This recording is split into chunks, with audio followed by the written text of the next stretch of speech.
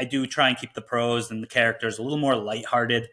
Me as a person, I just kind of naturally, maybe this was a way of dealing with anxiety as I got older, but I'm naturally more kind of just a sarcastic person at times. And so I kind of tried to rub that off a little bit on some of my characters and the writing where I just, for me, dealing with the heavier issues in life have been easier by kind of just taking it a little more lightheartedly. Do you love science fiction and fantasy books? You found yourself in the right dimension. Welcome to the greatest podcast in the multiverse, where each week I talk to science fiction and fantasy authors about myth, magic, and the infinite possibilities of storytelling. I'm your host, Herman Stuernagel, and I'll be taking you on a journey with some of your favorite authors, helping you to get to know them and possibly uncover some new literary gems along the way. Ready to explore? Because on this show, every conversation is a doorway into a different world. So welcome to the greatest podcast in the multiverse. I am so excited to have Bryan Wilson here with me today. Welcome here, Bryan. Hello, everyone. Bryan and I have, our books I think have been dancing around each other a little bit in the social media space. I see your books pop up all over the place, especially different reviewers that seem to pick up our books at the same time, which is kind of fun. Yeah. So I'm very happy that I got the opportunity to chat with you face to face, because we have not yet had the opportunity to do that. Yep, same here. Thank you. Thank you for having me on. Yeah, you're very welcome. So, Bryan, why don't you get us started a bit here and tell us about yourself and about your writing journey? Quick personal take. I'm mostly a family man, a husband and father to two beautiful little girls. I run outside of writing as much as I would love for it to be my full-time thing. I run my own new home construction company. I basically manage and oversee the construction of single-family houses. Cool. In terms of writing, I guess I would have to say it started with my reading journey, which was opening up The Hobbit at 12 years old. It was the first book that I picked up, and I just could not put it down. I breezed right through it, and I remember I went to my 7th grade teacher at the time, and I said, "Is there anything else like this? Anything at all?" And she just smiled and was like, "Well, funny enough, there's a trilogy that's kind of based off it." And Nice. And so I went right into Lord of the Rings and then just took off from there. I've been pretty much an avid reader. I've started with fantasy and then it turned into sci-fi, and I read both now pretty heavily to this day. But yeah, that eventually turned into a desire to write. I actually read Ender's Game in the latter stages of high school, and that really was heavy inspiration for my first book, which is when I started actually doing the outline for it. And I've had other projects, other things that have come into my mind sporadically, that I've worked on, but this was the one that always, every few years I came back to and kept going. And that kind of went for almost 20 years. Went through most of my life, went through a lot of obviously core memories, I guess, if you could say. And the longest gap from looking at it was after my daughter was born. And in the back end of 2022, my business slowed down a little bit, my construction business, after having just been crazy with COVID. I live close to New York City, and, a lot of the people were flocking out of there and looking for houses around here, and it made my business just boom. And I spent years just working crazy hours, barely seeing my kids. So when things finally slowed down, I took a little bit of a break, and I read my book for the first time. And I just said, I liked it. It was like reading, it'd been so long. It'd been 5 or 6 years. It was like reading another author's work. And Right. I just said to myself, I got to get this out there for better or worse, whether people like it or not. I got to finally get it out there and know what it is. And so that's what I did. I bunkered down, did more edits, and I published it. And so far, that is the only thing I have out. But my second novel is coming out later this year as well. Very cool. Yeah, and we'll talk about that for sure. Want to ask you, I guess there's a couple of things I want to ask you about all of that. First, I've run my own business before. I know what a time commitment that is. Even still, you're still running your own business. How do you find finding the time to write while trying to run that? Well, it's hard to go by the first book because that was something that I was never really sure Yeah. if I was gonna do. It's something I wanted to do, but it was just kind of a side thing while I put the focus obviously on my family and finances.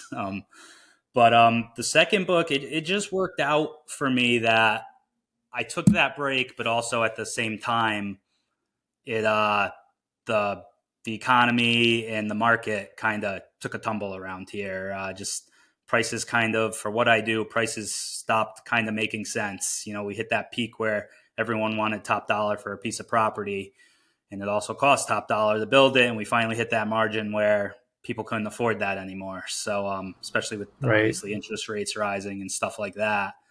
And so Yeah. that has slowed my business down. Now I've been fortunate enough that I went so crazy the years before during COVID years that I was okay being able to slow down like that. But Hmm. so that allowed me though to step back and really it's kind of like I'm part-time doing that this past year Okay. and was part-time writing as well, and that's what allowed me to now write my second book in really what's a year's time. I fully plan to continue writing, so it's definitely going to take it's going to be a balance that I'm going to have to find as things go on because the market I'm starting to more properties and stuff are starting to come about, so it's definitely more in the Okay. future for me going to be a mix of both. Yeah. Right. Okay. Cool. And so you said it was about 20 years for your first book, kind of when you first put that outline down. Um, how much of it had changed when you revisited it? Like, how much did you kind of go back and rework? I mean, 20 years is a long time. I think back to, what I would have written 20 years ago. And I mean, I think I would have shoved it in a drawer and started again. I mean, I'm a completely I different had person than thoughts I to do was, that. right? Yeah. Yeah, absolutely. Yeah. So, Yeah, go ahead. I'm sorry. oh, no, it's all good. I think we've got a slight lag here. So, but yeah, so I'm just wondering, how much did you look at it and change, and how different was it from the original work? Oh man, well I changed a lot. My first draft was 240,000 words, Oh and wow. my final product ended up being 175,000. And the overall main overarching story always stayed the same. I my influences that went into, especially the latter half of the novel, I always knew where I wanted with that, and that surprisingly, even though I wrote it at a young age, was still I think well done. Okay. The beginning aspect is definitely, and that's where I get some of my most criticism, I guess you could say, by reviewers and whatnot. And I heavily changed the beginning from what it was at the start, and that is something that I think I personally I like it. I get a lot of natural readers who actually purchase the book and seem to enjoy that. But I know on the reviewer end of things, I think people who more kind of dive deeper into the world of literature, that's where I seem to have more so, I guess, just a little bit of negative feedback, but it's not to a point where it's Okay. turning people off from the novel. So, but that Right. was a big part of that, I think, might be because of changing it so many times. It was written when I was much younger and then it was rewritten. And, that was also a focus where the editor came back and was like, oh, you got to get through a certain stage quicker. So a lot got cut from that. And, Okay. but yeah, that would be the one section I would say. But the majority of the book is still the overall story, just cleaned up mostly throughout the 20 years. Yeah, gotcha. Yeah, I mean, the feedback I have seen of the book has all been, really positive. So Oh, I think thank it's you. worked out for you. Yeah. And so, what was the process? Now, obviously, you wrote the second book, in a much shorter time frame. I guess a two-part question. One, had you started the development of it before you started in the past year? And what else kind of in your process changed other than, a condensed timeline? So yeah, to your first part, yes, that was a big part of why I was able to write it so quickly. Was the first draft, the story itself for the Forsaken Planet, my first book, was actually finished over 10 years ago.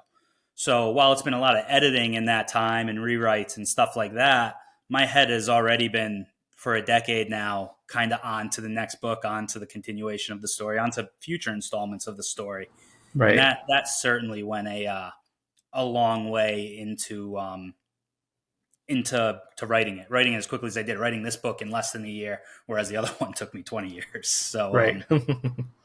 But as the second part, I believe you asked, what I learned from the process. It's Yeah, and how your process changed, I guess. Like I said, other than the time frame itself, like how did your process change in putting it together? Yeah, I mean, the process just changed from being so at the end of the first book, it was almost like I had everything done, but in an expedited timeline, I went through the process of an editor, beta readers, all that stuff, kind of teaching myself all that stuff from the end of 2022 to when I published in June of 2023 and Well, doing it all. Granted, the work was mostly done, and I had edited it heavily and frequently, so it didn't need as much as a raw first draft would. But yeah, right. being so fresh off that process definitely made the second process much simpler. I knew I had I'm very much like a notes guy. So I had notes of the process, how I wanted to do it, how I wanted draft to, betas to draft to edit, proofread, blah, blah, blah, that sequence. And that went a long way in helping book two, Cool. which I think made for, as much as I love book one, the pacing is, at times can be a little not as smooth as I think it is for book two. So. Okay. Yeah. So I mean, there's definitely lessons that you've learned in writing the second book, and Yes. I think that's normal. That's usually how people feel once that first book is kind of out in the world. You feel like you have a little bit more of a handle on it. For me, at least, each book seems to have gotten a little bit more of that. I mean, and that's what you want. You want each book to be a little bit better than the last, right? And that makes sense. I mean, any craft you do, the more you do it, the better you're going to get at it. So, and that's been Exactly. kind of the fun part of doing book two more so as like half of my job this year was it just it almost felt like being a full-time writer. I could tell easily that the more I did, if I did it more like this and I could devote more time to it, it would, just get better and better. I hope and think. So, Brian, what's the why in your writing? What's the motivation behind telling this story? It's stuck with you for all of these years. What is it about storytelling for you?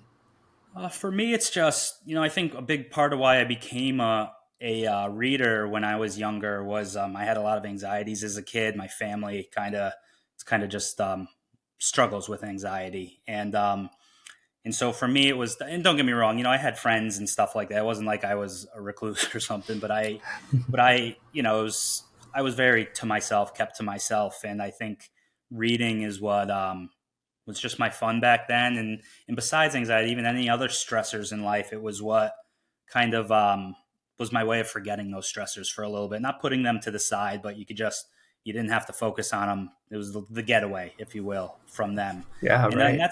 I would say that's my why to my writing. I wanna be able to offer that to other people. I hope, I'm not trying to come up with these crazy themes or change no, don't get me wrong, like social norms, stuff like that. It's important to talk about in literature. I'm not trying to downgrade that, but for me, I just want a more kind of lighthearted, fun read for people to kind of just escape from the problems of the world for a little bit. And so that would definitely be my why for it. Is I hope I can offer that to other people. Yeah, that's great. And I think, more than ever, people are looking at. I mean, we see kind of the uptake in cozy fantasy for that reason. I think people, it's been a stressful few years, and Yeah. people No, are definitely, definitely, and that yeah. was why I was happy. One of the discussions at the TBR, I did a TBR con panel recently for great endings, and one of the discussions was kind of like happy endings versus kind of tragic or bittersweet. And I'm kind of the opinion that I think you're going to kind of see the more happy endings, the straight happy endings. They may not be realistic to our world, but I hope that we see them come back a little bit more, just because I think we all want a little bit more hope in stuff. And Yeah, so we'll see though. yeah, definitely. Yeah, I've been working on a cozy fantasy book myself, and I've Well, posted a couple times on TikTok, and I had one comment say why is there so much cozy fantasy right now? And I do think it's a reflection um, of the time that we're in right now. People are looking for an escape, yeah, people are stressed out. I as mean, you go to the grocery yeah, store and you want to cry afterwards. So it's like when you see right. the bill. So Yeah, I get it. I agree with you 100%. yeah, absolutely. And for me, I'm what I usually gravitate towards is dystopia, and it's just not what people are looking at right now, because I think things that you turn on the news and it's stressful enough. So yeah, I agree with you. I think happy endings are making a bit of a comeback. So I hope we do see more of that as a trend. Definitely, definitely. Yeah. So, tell me a little bit more about the Forsaken Planet. What is it all about? We've kind of talked a little bit about the background in you writing it. Let readers know what the story is actually about. All right, so this is the book. This is actually a little bit of an outdated cover. It doesn't have my series name, which is Power of the Stars, but this is book one, The Forsaken Planet, and it's a science fantasy space opera. Basically, it starts off kind of contemporary. It's in our world. It starts with average Joes um, from our planet, and they kind of revelations are made, events unfold, and a little bit of a spoiler, but not really. You come to learn that humankind actually already exists out past Earth. It has always existed, at least for as long as we have. And there's been a reason they have purposely left Earth in the dark. They haven't told the people of Earth about them. And a main reason for that is these other worlds can use a power. It's called Solera. That's kind of my magic system. And it's basically think the Force from Star Wars, except everyone can use it, every single person. And so the story unfolds from there, and there's a power struggle going on, which has led to kind of this reveal and led to one of these factions coming to this to Earth, and it has this whole ancient alien mythology lore dating back to kind of our earliest times, and that kind of what sets the stage and leaves the people of Earth and our main characters having to decide kind of this universal war that's on the horizon. Is it our fight? Is it something we need to go? Do we need to go be a part of these worlds and these futuristic? They're almost up. I mean, spoiler alert: the main characters go off to one of them, and it's like a futuristic fantasy world, basically. So, but yeah, that is what I would say the Forsaken Planet is. Yeah, cool. And the second book is coming out soon, and I realize it's Mhm. often hard to talk about the sequels without getting into spoilers about the first book. But what can you tell us about the upcoming book? Is it a direct continuation? Is it how's it set up in the series? So it's a pretty much a direct continue. So it takes place 3 weeks after the events of the first one. There's a little bit of a delay, but not much. And Hmm. it's definitely a very different feel from the first book. This probably isn't the smartest strategy as a first time debut author, but my first book, I've always almost considered it kind of a prequel, if you will, to the whole series. My favorite TV series of all time is Band of Brothers. I don't know if you've Okay. seen it. Yeah. Anyone who has seen it, it's like a World War II documentary. But the first episode kind of follows the training before World War II. It follows a paratrooper unit, and you kind of see you got farm boys, city boys, all these young guys. You kind of see what the training, the brotherhood it creates, the cohesion it creates, and how it affects them. And and then the second episode jumps into the war, which to me it had a much more of an impact after getting to know these guys, seeing where they came from, what they turned into, and that was kind of Hmm. where my attempt was for book one. Book one is very much kind of a battle school trope, I guess you would say, and that's very much a theme of a good majority of the book. There's more to it than that, obviously, but that's a big part of it, and so but whereas then in Band of Brothers, the second book, now you kind of jump into the war, and anyone who's watched that show knows that's what the rest of the episodes are much more like episode two than they were episode one, and that's kind of Gotcha. what my I guess I don't strategy. I mean, I guess I could call it strategy is for my series. Is book two is now much more what the rest of the series is going to be. It's got a faster pace, higher intensity. The stakes are higher, and it's just it's much more of a multi POV broad spectrum as well. I always planned that for this series. Didn't work out so much with the first book. The first book, about 90% of it is the main protagonist Colton you're following. This book, it's more only about 60%.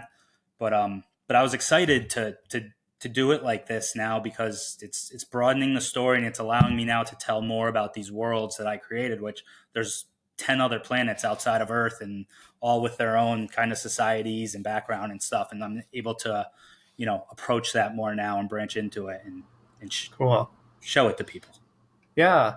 I don't think that's a bad strategy at all. Like you said, allowing people to get to know the characters up front. And I think a criticism sometimes of sci-fi is that it's not character driven. You see Definitely, a lot I've of heard. plot and action driven, sci-fi stories.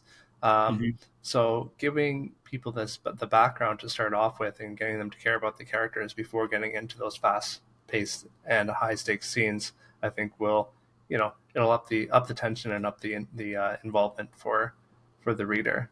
Yeah, it's definitely my hope. I mean, I guess I say that it's a little bit of a gamble. I think just because if they're not becoming invested in your characters, that's probably the easiest way to lose them. But that's the risk I was willing to take because to me, if you become invested in my characters, you're going to be floored by the rest of the story. So, and that's my hope, obviously, at least. But we'll see. Yeah, yeah. Well, you'll pull them through into the rest of the books, and so I think that's a good decision. Of people always come back for the characters, right? Yeah, The story is good, and people will enjoy a good story. But what keeps them coming back you know, is their investment in the characters. I think. yeah, I agree. Yeah. So jumping around a little bit about, in the questions I sent you, tell me about the main character since we're talking about character development. What's the motivation behind what he does and, who is he and, how does his world change when he discovers this revelation? Yeah, so the main character's name is Colton. He's the main MC, but he also has it basically follows him and his group of buddies from home. It's a little the first book is pretty heavy, bro heavy, I guess you could say, if you will. That changes a little bit as it moves on, but that's also it's when I started writing it. That was me and my bros from high school, and Right. they Yeah. my group of friends is also a big part of my life. We've everyone goes through their struggles, but with mine, it's been my group of friends there, as well as my family, which is a heavy theme of my story, the importance of both and protecting both and being there for both. But yeah, so the characters, they're really just average Joe Earthlings. They all have their different personalities, but I really want people to see this group and be like they can almost envision them and their group of friends. Um, Right. which is another reason the made my first story much more a battle school. It was important to me that you could take these normal Earthling characters ourselves and believe that they go off to this planet, learn this power, learn these things, learn how to fight, and can actually do it. In an adequate fashion, and that you'll have to believe that if you're going to believe my second book and the future books after. And so that Okay. was a very important part for me to achieve. And it's also been some of my favorite series of all time is Wheel of Time. And part of my Nice. favorite thing about it was Randall Thor, how he's just this innocent, naive farm boy. And Hmm. we see what this situation and these events turn him into and make him have to adjust to. And that's kind of what I want with my story. I'm hoping people will kind of see themselves, see an ordinary people, and kind of be gripped by that, be pulled in by that, and be more enthralled by the story, envisioning it as them, as themselves. Hmm. Yeah, great. And I love that trope too. I love the, kind of fish out of water. You're taking the small town kid and putting them into a situation that they didn't even know was, possible and making them deal with, the consequences of that. Yeah, it's always been one of my favorites as well. I think it's Yeah, relatable. cool. It's relatable for most people. Yeah, absolutely. Especially, for me as well, I grew up, small town and, I still live in a small city, but, leaving that small town, when you graduate or whatever, it's like entering another world, right? So Yeah, certainly. it's Yep. relatable. Yeah. So you mentioned the Wheel of Time. What other inspirations have and influences have been behind the series? Well, I mentioned The Hobbit. I would just say that as one, just because it's what launched me into reading, which is what launched me into writing. Besides Wheel of Time, and there's other things with Wheel of Time. I very much am. I prefer a simple good versus evil story, and I feel like that was a little more Wheel of Time. There's great characters, but it's you pretty much got the protagonist to root for and the antagonist to root against, and that's definitely an aim for mine, a theme I wanted in my own story. The other one would definitely be I don't want to say as an author Orson Scott Card just because I've only ever read Ender's Game, but Ender's Game the book is Mhm. very much. heavily impacts my story. It was after, I think I said this already, but it was after I read that book that it was only, I think, a couple months or a few months later, I started outlining this actual story. Okay. And specifically the whole battle simulations and stuff like that. That is a huge part of my book, and yeah, it Okay. was heavily impacted by that, along with other things from back then. The original Halo games and stuff like that, kind Right. of all went into it. Yeah. I do love, I love your process. I just really enjoy that you were able to take a look back at what you had written 20 years ago and, be able to update and refresh it, but still put out, the core of your story. I do I think that's appreciate really cool. I think that's so like it's unusual. Like I've from the authors I've interviewed, a lot of them they're like, yeah, 7 years. It's kind of 7 years. it. Hmm. Is a good number for, or I shouldn't That's say a what it good number, seems. but Most it's I a meet and normal. talk to, it's like I want to say 5 to Yeah, 10, something like that. yeah, for their first book, and then everyone after they puts out the first book, I think realizes that it's possible I can do this, and the next one takes 1 year, right? It's fairly consistent. Not Yeah. everyone, obviously, and everyone has different circumstances, but 5 years ago, when I think of 5 years ago, that I mean that I probably changed a bit, but not drastically. When I think of myself, in my early 20s, I don't even know if I'd recognize myself. So it'd be quite the yeah, right. Oh, I The agree experience to 100%. revisit that. Yeah. Yeah. So No, just it even to was. think back of who was influencing you, when you in high school when you started outlining this, I just said that is such a cool experience for you to share. No, I appreciate that. Thank you. And yeah, believe me, it wasn't. There was a lot that had to be changed. There was, especially with Yeah, the different societal norms from them and now. You know, totally. I was lucky to have. I met my wife later, and she read through and gave me a bunch of tips and kind of pointed out when I was, I guess, being maybe a bro douche, if you will, with some parts, and maybe I didn't get rid of all of them because I do want to keep the guy aspect to it as well. Mhm. Yeah, no, I was also just fortunate the for whatever somehow, some way, the second half of the story, I didn't have to change too much. It came out good. It was really just that kind of early portion that I had to, which helped ease the process along, Yeah, and it was yeah. nice. It actually almost worked in my favor that I took that long break between looking at the manuscript at the end because that was a way for me to it was almost like I couldn't remember writing some of it. And so that's why when I went back to it, it gave me the inspiration. It gave me the confidence to kind of go ahead with this because I said, man, this felt like I was almost reading a book I pulled off a shelf at Barnes and Noble. And Right. obviously in a biased opinion, but that was my way of doing it in the most unbiased way as possible. And Yeah, you're removed from the moment of putting it on the page, right? exactly. And I think it Yeah. makes sense. I know you said about how people kind of breeze through then the second book, I guess in the kind of the way I did. I think a big part of that for me was what gave me a kick to write the second book was getting the reception I did when I first published this. I had no idea. I was not a part, I never was on social media. I was not a part of the indie community at that time when it first came out, or I was just getting my footing and I just started my stuff, but I wasn't like part of writing groups. Not so like I went in with besides my beta reader feedback, which was good and also gave me confidence. I kind of went in very blind of what to expect, but then when and Mhm. it hasn't all been. I don't want to act like everyone loves it who reads it, but the majority has been positive feedback, and that's really what gave me a kick to say, all right, well, I'm going to start writing the next one then because people are liking this story. So Yeah, yeah. And I didn't prep you for this, but how did you find that process? How did you get? I mean, because I have seen your book quite a bit on social media, in the last 6 months since it's been out or a year. Um, how how did you go approach that? How did you do the marketing for it? Because I think my first book disappeared into obscurity, which is okay because I mean there's things I'd change about that. But for a debut author, how did you approach your marketing and getting people aware of it? Uh, I don't know if it worked in my favor having not really partaken in social media before doing because it was almost like I was learning social media at the same time as I was trying to learn to market a book.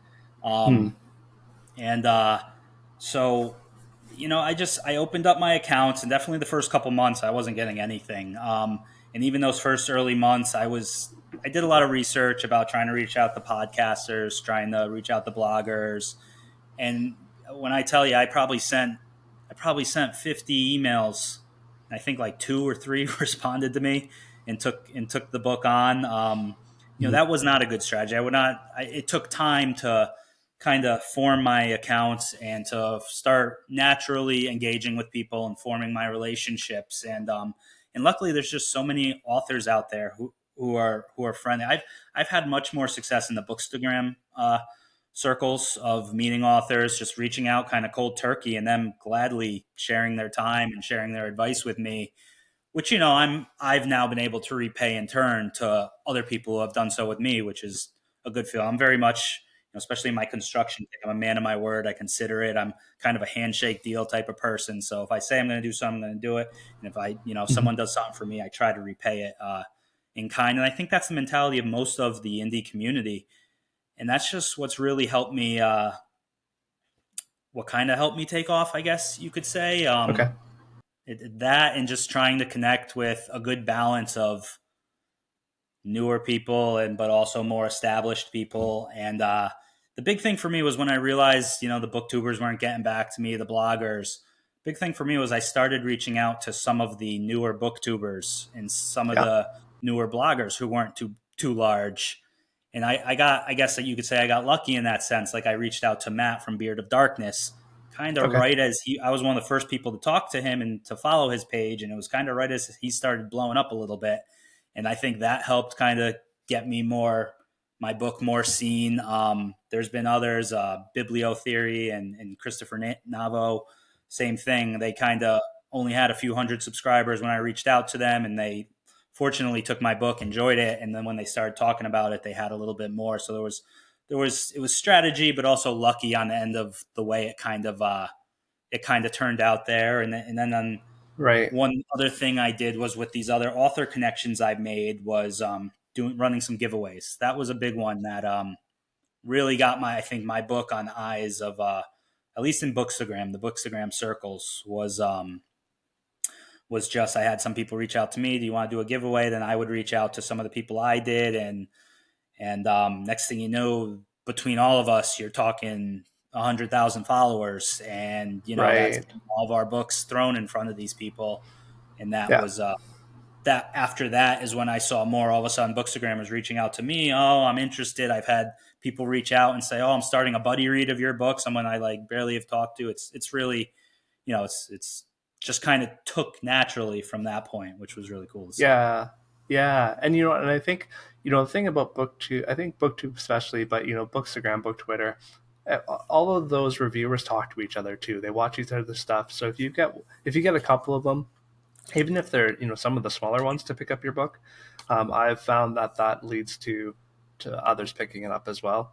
And Absolutely, some of the bigger ones, I know, some of the bigger booktubers, they've got such a massive TBR. I mean, it's hard for them to pick up a for sure. debut author. But yeah, like you said, I've definitely found that with some of my more recent books. If you make those connections and reach out, it that influence just kind of spreads from there, right?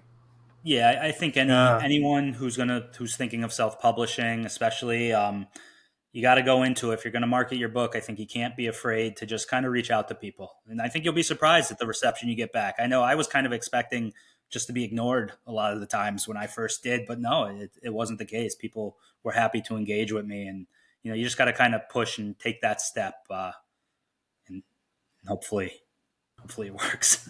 Yeah. Yeah, You got to be genuine. You got absolutely. to be genuine too. You don't Mhm. be pushy, obviously. Don't be kind of fake. Just be yourself, be natural, and I think you'll get that back from others. Definitely. Yeah, I love that.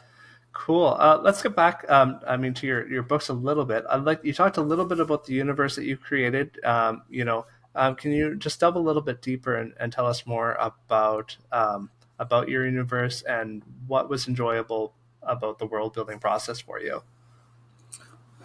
Um, the I think by far my favorite part of my world building process is so I've always been kind of the ancient past has always very much intrigued me. The mystery behind it. We have all these different cultures and tribes, I guess, and all these different people from the ancient times that you kind of all have this same story of kind of, we know human population dropped off at the time. We don't really know what happened exactly. You know, there's theories, Hmm. obviously.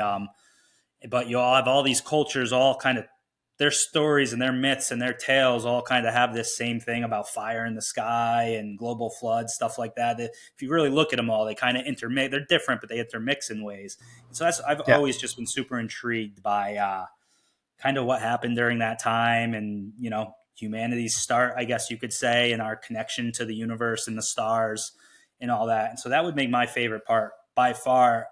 I kind of created my own story for all that to kind of explain all that, my own lore behind the ancient past. It has to do with kind of a great war, and basically they're called the prophets. That's what all the worlds outside of Earth kind of worship these people, because after the war, they're the ones who lifted these planets up, and all the planets are actually named after them. One of being Earth is a woman who kind of lifted Earth, our planet, from that time and rebuilt society to what it is today.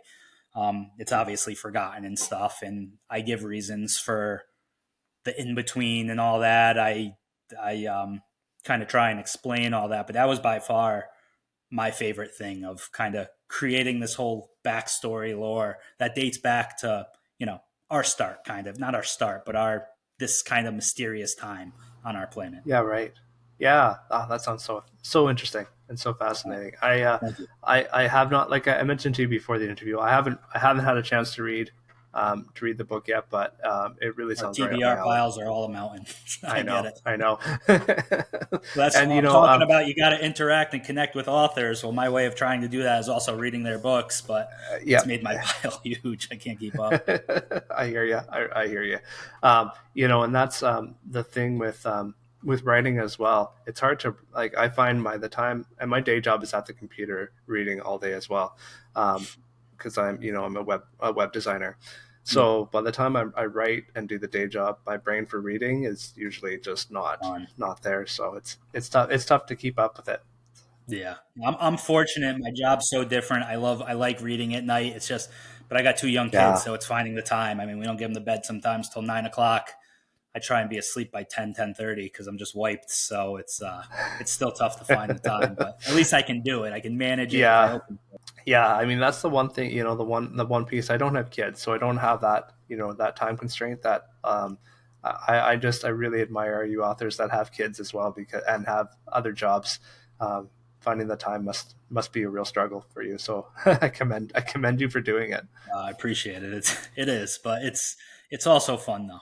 They also make telling stories like this and having imaginations like that fun.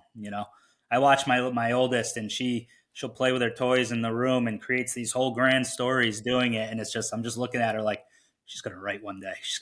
She's gonna write some That's cool awesome. stories. Yeah, Yeah. no, that's great.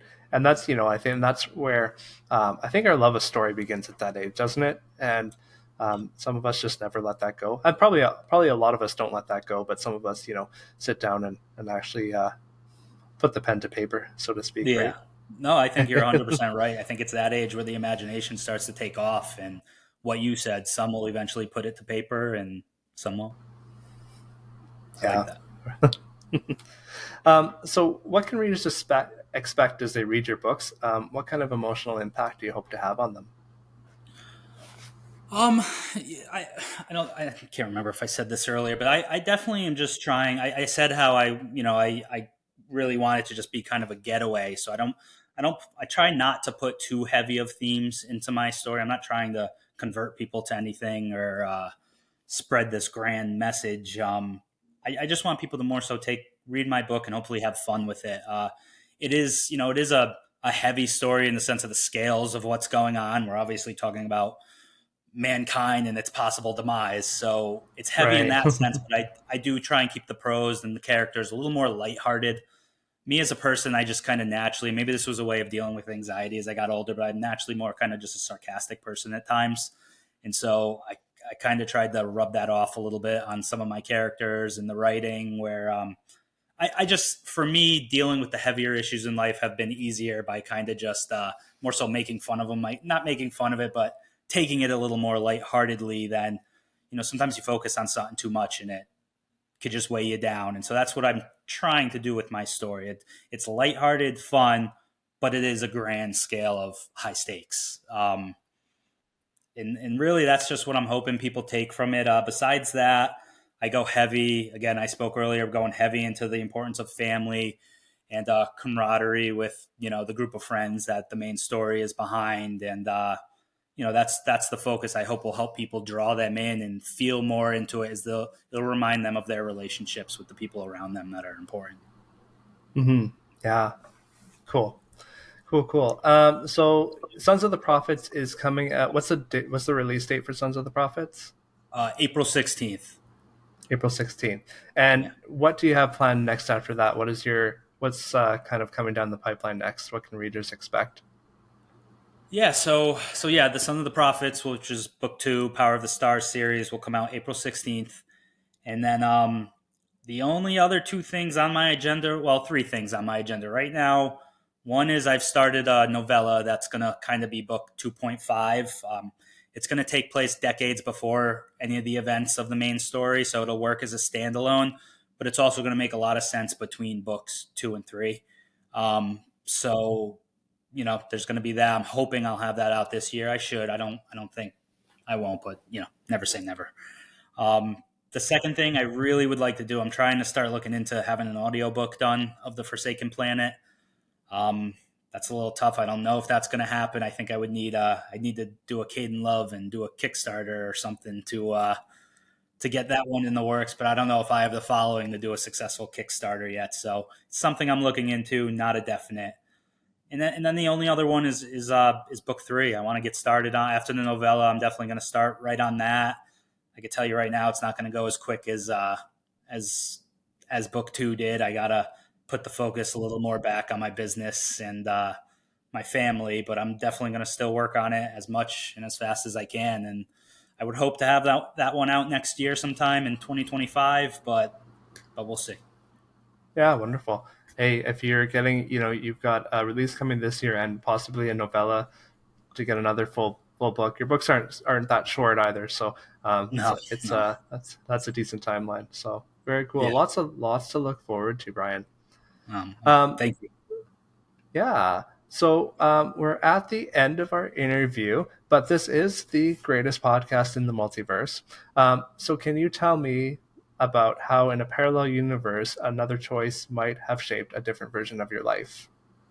Definitely. I actually was very excited when I saw this question because I thought it was pretty cool. But yeah, I kind of believe in the whole multiverse, parallel universes thing. So I definitely think there is a Bryan Wilson, another one out there somewhere, who is actually either a grade school math teacher or an actuary running financial risk for some corporation somewhere or something. Okay. Because I actually went to college for math. Math was by far my best Hmm. subject, and I originally went thinking I was going to become a teacher. And then I kind of gravitated away from that as I got to the latter stages of college, and I started looking into the actuarial exams and putting my focus more so there. And but I just burnt myself out at the end. I was studying for the actuarial exams as the same time as I was getting a master's in mathematics, Okay. and I just completely burnt myself out. I was so done with studying and being in like a library or in a room and just looking at books. And Yeah. that was when I actually gravitated to construction. And I just, it's what really made me like construction in the beginning was work. I was at a different place every day. I was outside. I was getting exercise while I was working. It was just, and it kind of wasn't Yeah. anything where I had to use my brain too much. It was just not to downgrade it. You do have to, but I was kind of the grunt when I first started. So it was kind of Right. more so mindless tasks. Yeah. Okay. Makes sense. And it just, so that's what I went to that to take a break, but events in my life unfolded that kind of brought me more into that world, and eventually I started my own business. But you know, very easily could have been different. Where, like I said, I could have been a teacher, I could have been a an actuary, and so I think there's definitely ones out there somewhere who are different me's somewhere doing that. And I've Doing always that. wonder if they are there, are they also doing writing on the side or not? Because Right. that would be pretty cool. Yeah. I mean that is quite the path from studying math to construction to writing. Yeah, Um, it's not. I know it's it's that not a story you hear every day. I don't know. no. I guess I'm one of those people. I'm in three different worlds, but half foot in each of them at all times. Yeah, right. That's fantastic. I mean, it gives you, every experience like that gives you a different perspective, and I think that that will influence your writing in different ways that other people without those experiences don't have. So it's very Yeah, cool. yeah, and I think that's the good thing is I think especially when I've come to know more writers and get to engage with more authors, I'm realizing we all come from all completely different walks of life, and so Yeah. I think anyone can really, if they put their mind to it, can and study it and try it, can write. So Yeah, right. Yeah, you still come across this perception that you need to have a creative writing degree or a master's of creative writing to mhm. write a book, and obviously you can have a math background, or a construction background, or any sort of background, and if you have a story to tell, that that's all you really need, and we all find editors along the way, so. Yep. No, that was uh, that was some of my biggest insecurities diving into finally publishing this thing was, I haven't been part of a writers group. I've never been part of a book club. I took a couple elective classes in college, early on in college, which for me was like 15 years ago now. But I took some electives, some writing, and I think it was creative writing, but again, that's it. And it hasn't been anything. And so that was definitely an insecurity of mine was I gonna be able to do it, not having taken these classes, not having learned. But I mean, good thing nowadays is there's Google out there, and you spend enough time on it, and you learn to decipher the good information from the bad, and you can yeah. teach yourself really a lot of things. And that's kind of what I did with self-publishing and with writing in general. And again, luckily Yeah. I had beta readers and I had an editor that obviously goes the most way in helping, but combine it all, and it's opened the door to a lot more people, not a lot more walks of life to be able to do this now. Yeah, absolutely. Absolutely. Very cool, Bryan.